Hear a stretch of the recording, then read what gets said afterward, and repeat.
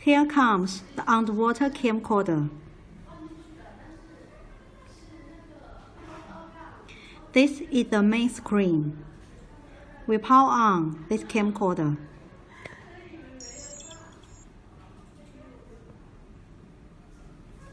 So we press Set to enter into setting mode, and we press the flash button for option.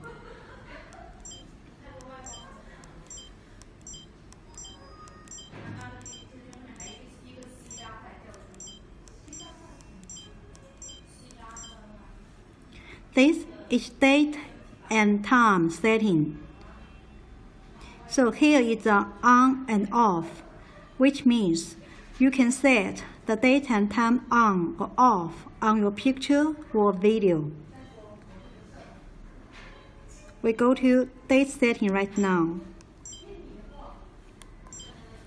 So we can set the date and time on this camcorder.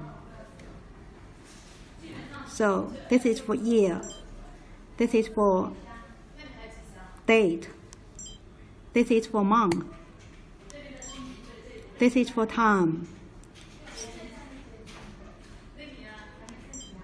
this is for minute, and this is for AM and PM.